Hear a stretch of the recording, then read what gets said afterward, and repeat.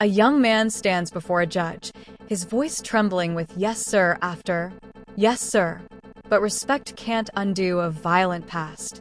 Already on probation for assaulting his pregnant sister, he's now accused of threatening to kill the mother of his child, and the courtroom air is thick with tension. The judge doesn't hold back, delivering a blistering reality check that cuts deeper than any sentence. This isn't just another court hearing. It's a crossroads between redemption and ruin, and the judge places the keys to freedom in the defendant's own hands. Will he rise, or will the cycle of violence continue? Makes me very, very happy because I hope it's one of the most miserable, rotten experiences that you ever had. It is, sir. And I wish to never see it again. Now pause right here. That opening jab from the judge, it's not just tough talk, it's calculated. Judges sometimes use this kind of direct language to jolt a repeat offender into reality. But will it work on Mr. East? Let's keep watching. The problem is you keep doing things to land you in there. Yes, sir. And I will try my best to do more to not end up back in here, sir. I promise. The road to hell is paved with good intentions, Mr. East. No, sir. You're on a very serious probation for assault of a pregnant person. And now, picked up terrorist.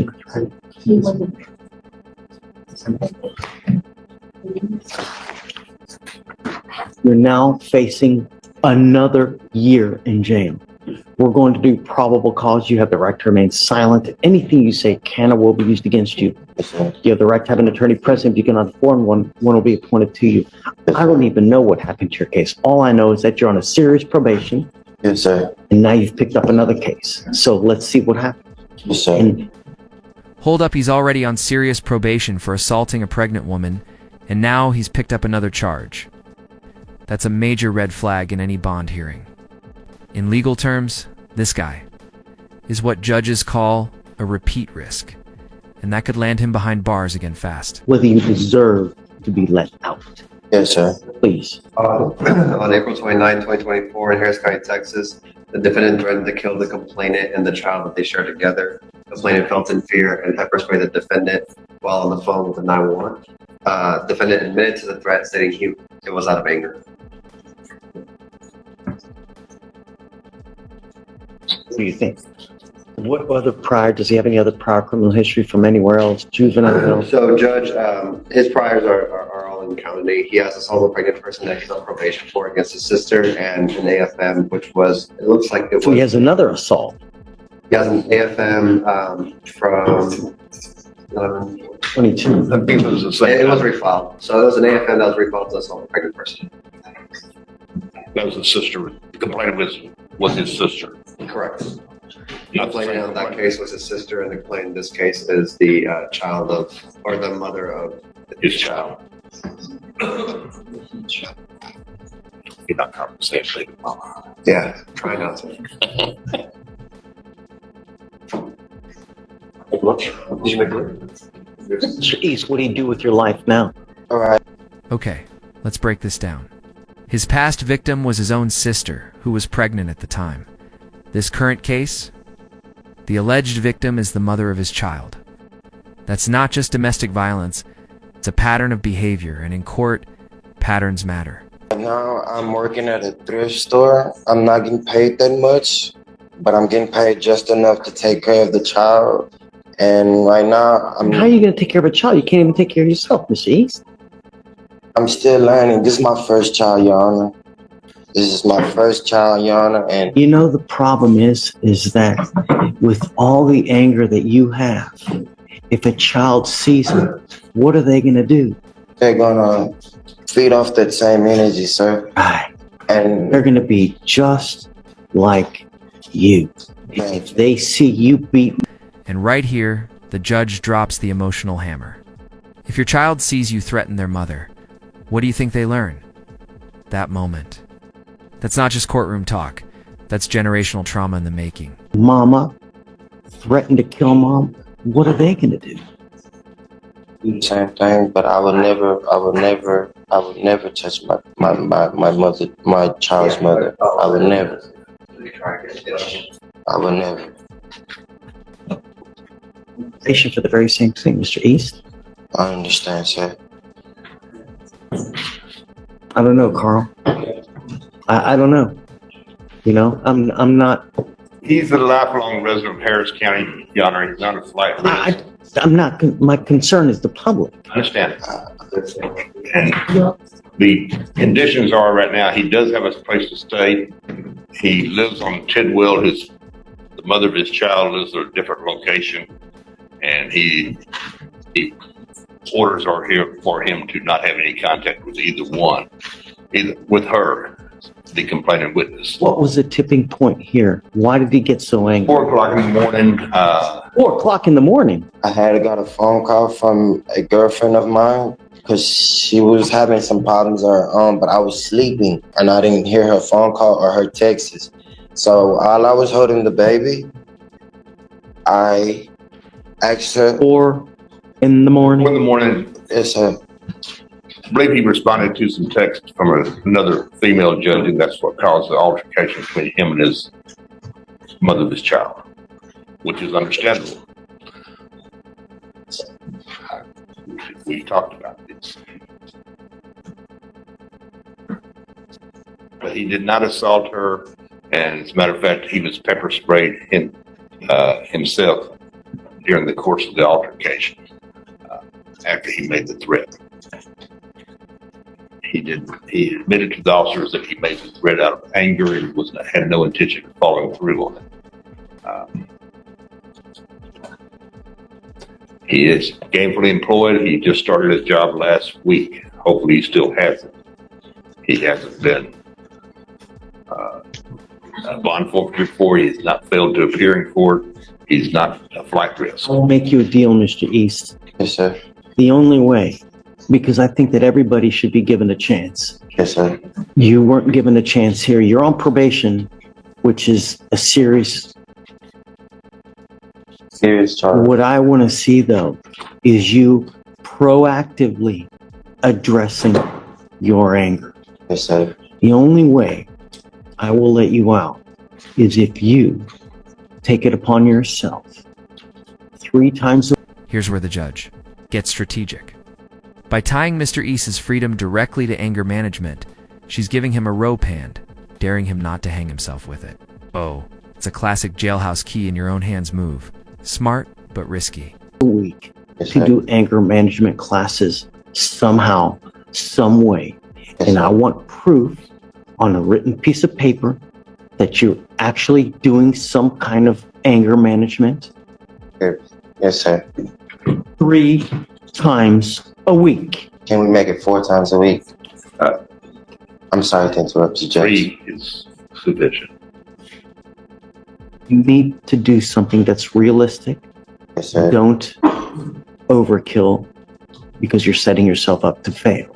Yes, sir. All I want is you to address it. And the way that I can do that is by dangling a jailhouse key in front of you. So you hold the keys to the jail. I want you to do 3 anger management classes a week. Yes, sir. And I want you to bring a proof to me every Monday that you've done 3 classes a week. Yes, sir. And the first time you falter, I will yank the bond and I'm going to put you in jail. You now know that you have no one to bond you out. So if you go to jail, you will be stuck like Chuck. Yes, sir. You understand? Yes, sir. I understand. Give you this one and only chance. Yes, sir. Make me proud. Don't fail me. Yes, sir. So we need to find some kind of anger management class. I'm sure that there are free ones. It is up to you to find it. It's not up to Carl. It's not up to your girlfriend. Not up to Yes, sir. you. Yes, sir. And I want you here every Monday with proof in hand that you've done the anger management classes. Yes, sir. 3 week. No dope, no alcohol.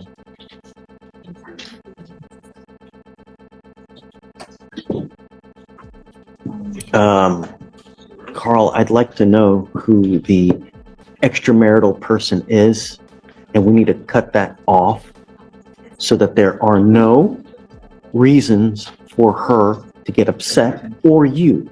Yes, You sir. focus on one and you focus on that child. Yes, sir. Understand? Yes, sir. This is the only chance you're going to get from me. You will not get another one. If you don't believe me, look around. I believe you on. I believe you on. Jeez, make me proud. Yes, sir. Judge, do you want him to have no contact with the complaining witness, or do you I would want him to say have no until contact? things are better, yeah, no contact and no weapons. Present time. Yeah. With this one and the other probation case as well. Yeah. Understand, but Yeah. the other probation case, the complainant there was his sister.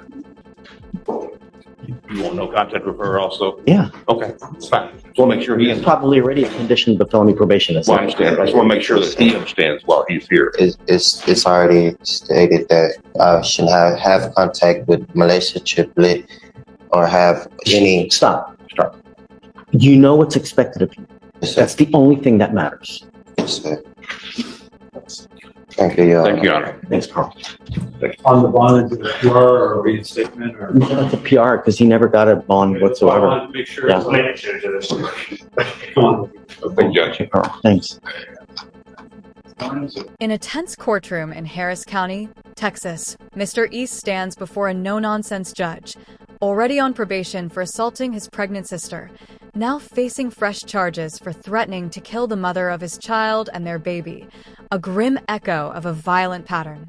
The judge begins with razor-sharp candor, not out of cruelty, but as a deliberate attempt to shock Mr. East into reality, making it clear that jail isn't just unpleasant, it's deserved, and it could be permanent. Mr. East offers respectful, yes sir responses, but the judge cuts through them, pointing out that repeated apologies and promises ring hollow in the face of continued violence. The alleged incident involved a late-night phone call from another woman, jealousy, and a fight that ended in threats, pepper spray, and police intervention. The defendant admits to threatening the mother of his child out of anger, which the court does not take lightly, especially with a record of domestic violence already stacked against him. The judge underscores the stakes. The child at the center of this chaos is learning from Mr. East, absorbing every ounce of his rage and dysfunction, potentially becoming the next link in a cycle of generational trauma. Despite everything, the judge doesn't slam the door shut. Instead, in a risky but strategic move, she offers Mr. East one final chance, his jailhouse key, by tying his release directly to weekly proof of attending anger management classes. If he fails to show up, fails to bring documentation, or falters in any way, the judge promises to revoke bond and lock him up indefinitely. She demands no contact with the mother of the child and reinforces no contact with his sister, the previous victim, highlighting that protection of others takes precedence over second chances. Mr. East tries to explain that he works at a thrift store, that this is his first child, that he's trying, but the judge isn't moved by excuses. She wants action, proof, reform, not words. The courtroom moment isn't just legal, it's deeply human, exposing a broken man, a cautious judge, and a justice system grappling with how to balance mercy and protection. The judge's message is clear. Rehabilitation is possible, but only if Mr. East takes radical responsibility. He holds the keys to his own freedom, but if he fails, no one will be able to save him from the consequences.